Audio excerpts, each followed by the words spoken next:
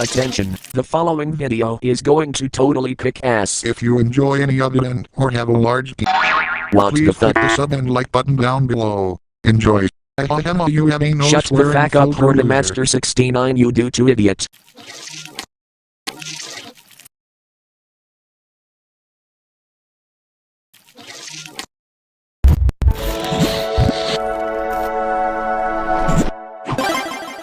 is so nice.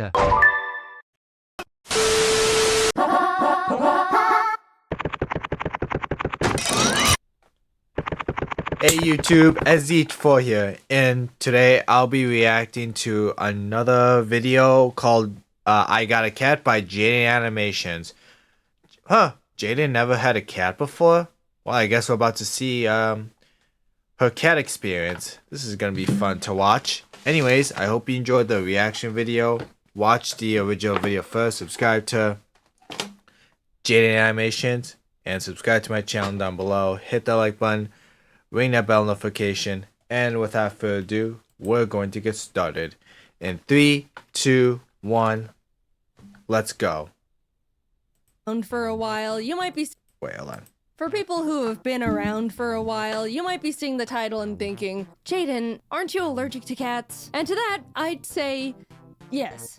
Yeah. Kind of. I'm Kinda. actually not sure anymore. And for the people who know anything about me, you might see Bird the title lady. and think, Jaiden, cats are literally the #1 natural predator to birds. And to that, I also say, yes, that one's 100% proven fact. So let me back up a bit and explain how we got here, because all the cards in the world were stacked against the idea of me getting a cat. Growing up, I was irrefutably and absolutely allergic to cats. My best friend had like 3 of the things, and every time I would hang out or sleep over at her house, I would be a sneezy, watery-eyed, snotty mess.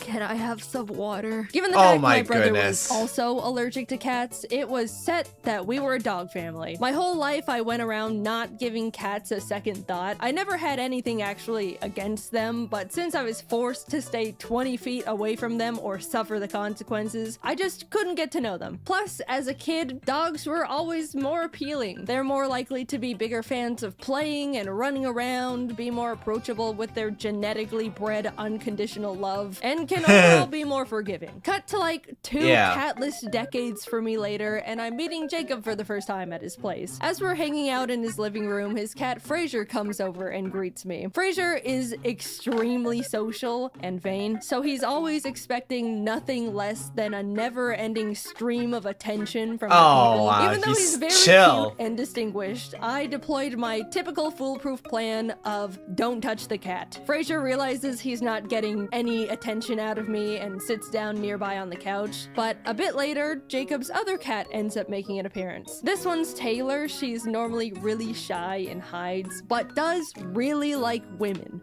which I am. Taylor ended up crawling onto me and making herself really comfy in my womanly lap. Jacob, knowing I'm allergic, offered to take her away, but this was actually the first time a cat has ever done something like this to me. I've always been a bit of a cat magnet, if you want to call it that, because I act like they don't exist, which they interpret as me not pushing their boundaries and creating a comfortable environment for them to come up to me on their own terms. But never have I felt like a cat has chosen me like this before. I told Jacob I'm happy to let her stay comfortable on me, and I'll just reap the consequences of my sewing later on. This was my first extremely positive experience with the cat, and I honestly felt really happy and special and wanted to enjoy it. A few hours later, I'm saying my goodbyes, and during the drive back home, I realized I was completely fine. No sneezing, no itchy eyes, straight up nothing. I was so confused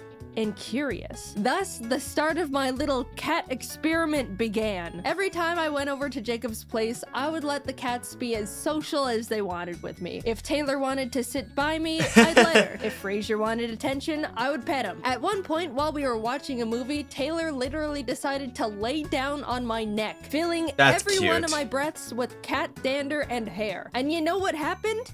No reaction, not even a little drip of mucus. Somehow, some time, I'd grown out of my cat allergy and never noticed. Apparently, every 7 years, people's allergies have the chance to change. Maybe being surrounded by my friends' cats all throughout your body has gotten helped used to my it. body get more familiar with them. Either way, I've now unlocked the skill to survive cats. Oh, guys, it was incredible. Now that I'd been freed from my shackles, I immediately started taking time to get to know cats more. Instantly, they felt so much more cute and cool and approachable, and I was really starting to like them more, especially since every time I would hang out at Jacob's place, Taylor would walk over and be around me and purr, and oh, it was amazing to be loved by a cat. So I really like cats now. And after some time, I decided I wanted one too. Jacob and I decided to peruse a local cat rescues website just to see what cats were available. I don't want to get one right away. There's a lot I have going on, but it doesn't hurt to, oh my god, that one. I want that one so bad. It's so cute. What's its name? Tostada? Tostada, my beloved. We have to send in an application. We have to. Hi, my name's Jaiden. I love this cat. Please let me adopt it. Please, please, please, please. What? Wow. You guys know me. I'm weak-willed and impulsive. My first mistake was liking cats to begin with. The rescue reached out a few days later for a cat screening interview to make sure we would be a good fit to be cat parents. After being approved, they told us we could pick any cat we wanted that was in their care. Of course, I asked about Tostada, but we were given the unfortunate news that she had already been adopted. Oh! No! We looked at the other cats available on their website, but unfortunately, none of them really stood out to me. The rescue ended up inviting us to a little Meet the Cats event they were hosting where we could see all the cats they had up for adoption in person, which was awesome because that was actually the first time I'd ever actually seen and held a kitten before. It was amazing. But as cute and tiny as they all were, there still wasn't one that called to me. I pried Jacob away from the kittens, headed home, and we started waiting. Every day I would check the rescue's cat list to see if any new ones caught my eye. I didn't even know what I was looking for, but waited for the universe to send me my perfect cat nonetheless. One morning I refreshed the page and saw one new kitten added. A tortie they found in some dumpster named Scrabble, with the biggest eyes and forehead I'd seen in my life. Something about this bizarre little creature called to me. I messaged the rescue about Scrabble and they told me she's available, putting me in touch with Scrabble's foster parents. Every day they sent me new little pictures of kitten Scrabble, and every photo I fell more and more in love with her. She seemed so silly and playful, and those eyes. We got on a video call, and why does that color scheme remind me of Dancing Toothless? Out of the I don't know. Kittens they were fostering, she was maybe by that's just far me. their favorite. The whole time we were talking, Scrabble was flipping around in their arms and looking at the camera with her giant orbs. I left that call knowing I found my cat. I needed to have little kitten Scrabble. Meeting her in person only cemented it. She was shy at first, but after flinging around her worm toy, she immediately started hopping around and being the life of the party. I talked a lot to her foster parents, and they just gushed about how they wish they could keep her since they all loved her so much. Even though the rescue called her Scrabble, obviously that was more of a placeholder name. The foster parents called her Tammy, but neither of those really fit to me. However, I knew one name that I liked. Tostada. Yeah, I stole another kitten's name and pasted it on mine. So what? Big deal. Tostada is a great name. My Tostada is way more of a Tostada than the other Tostada anyway. Look at her. I would have left with little Tostada in my arms that moment if I could. But unfortunately, Jacob and I were going out of town for 3 million weeks and had to wait to take her home until after we came back. She was all I could think about the entire time. I was shoving Tostada photos in everyone's face every chance I got. The foster parents were sending Tostada updates every day. I was overflowing with yearning for this cat. She was growing and learning about the world without me. Take me home to my child. Literally, the moment Jacob and I landed, we drove straight from the airport to the foster home to pick her up. I could not wait. We arrived home with +1 Tostada. I couldn't believe it. I have a mammal now. And sorry, other mammal owners, but it's the best mammal in the whole wide universe. You're full of yourself. The entire day playing playing with her, letting her get used to her new surroundings. She was so cute and so tiny. Here's a video of her eating wet food with a big old chomp. As someone who's owned birds for 7 years at that point, it felt so strange to have a pet that was significantly less fragile. And also draws significantly less blood. You mean this thing can't fly up and get hit by the ceiling fan?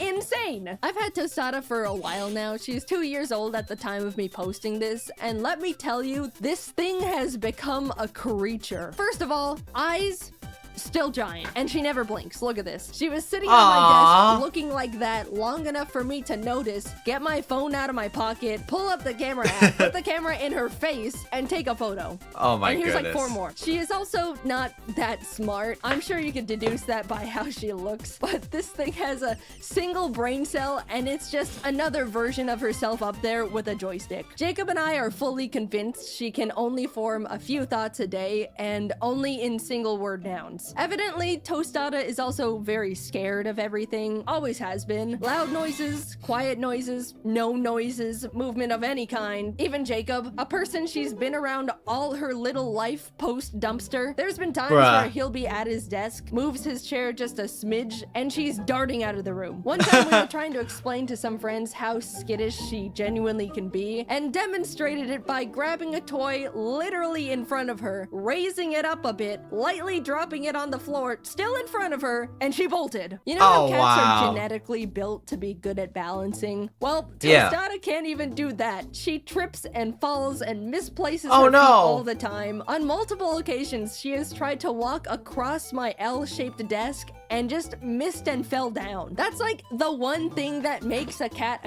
and nope, doesn't hit the mark there either. She's gotten better, but as a kitten, Tostada couldn't even jump. After I built her first cat tower, I watched as she attempted to jump up to the 2nd level, not quite make it, and had to slam her arms down on the thing to hoist herself up like she was mountain climbing. But always she the sweetest little thing. When I got a cat, I was expecting it to want its own space, come around when it wants, you know, general cat things. But this creature follows me from room to room with those high beams of hers. She sits on my lap while I'm at my computer, lays on my giant Pokemon plushes, mostly just looks up at me from the floor and just stares. When I'm sleeping, she'll just crawl into bed and tuck herself up right next to me. Look at all these photos of her straight on me when I'm sleeping. Don't look too close so I don't have makeup on. Bedtime is sacred for her. Oh, that's cute. If I'm working late, Tostada will come into my office around 9 or 10 p.m., aka past Tostada bedtime, and just start crying, scratching on my chair, rolling around on the floor. It's pitiful. And if I still don't move after that, she'll go into the bedroom and drag over her string toy she always plays with. It's just so sad and pathetic. I always play string with her when she brings it over though, don't worry. But lately, she's picked up another routine habit, which is pats. Not all cats like the pats, but Tostada lives off them. It's when you just slap a cat's butt and it looks like you're hurting them, but they actually love it. However, Tostada's really particular about pats. First of all, I'm the only one allowed to give her pats. Jacob has tried and she runs away scared and offended every single time. Second, she has to receive pats on a specific spot on the floor of the closet. If I try to give her pats in like my office, she bolts to her floor spot, staring at me to continue them over there. Also, she begs to be pat every single night. Like clockwork, she'll sit like a gargoyle in front of the closet and cry pitifully until I come over there. Now, when I finally come over for pats, she'll flop on the floor and start horizontally rock climbing her way across the floor with her claws and tangle herself up in the Ethernet cables while I keep up the pats. You think I'm joking, but I'm very much not. This is the only way she accepts pats, and I have to give them to her every night or else she's miserable. Tostada's world is so small. She's really just around me, Jacob, Taylor, and Fraser, but she loves her simple family so much. When Kitten Tostada first met Fraser, she was terrified of him. She'd been around other adult cats before, but she'd never seen a flat cat in her life, and she was mortified. Of course, she's since warmed up to him, and they play together and hang out all the time. They're best friends. But Tostada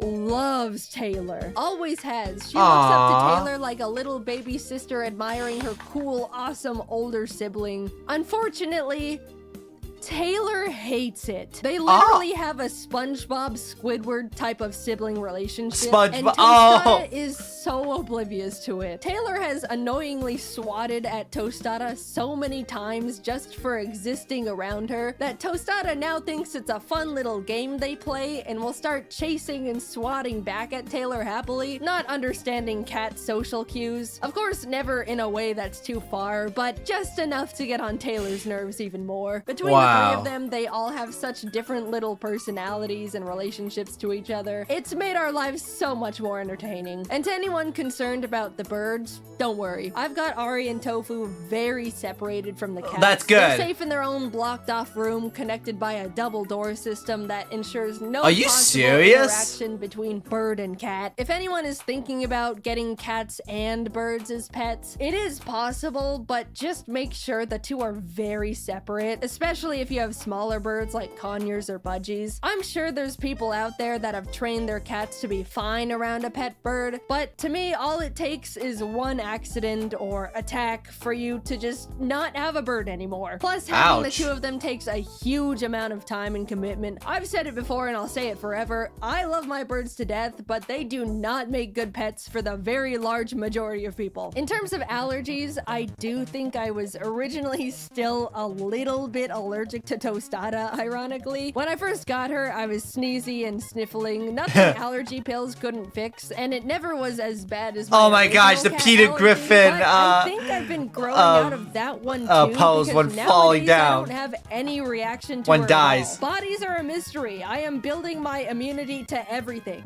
Next up is rat poison. I didn't think I would make a video talking about this thing, but Tostada's just got such a funny little personality and has become such a big part of my life. She may be the description of autism, but I love her more than the world itself, and I know I'm the center of her little life too. I don't even see her as a cat. She's just a little creature that follows me around looking weird, but I love it, and I'm so glad I grew out of my cat allergy just so I can have her.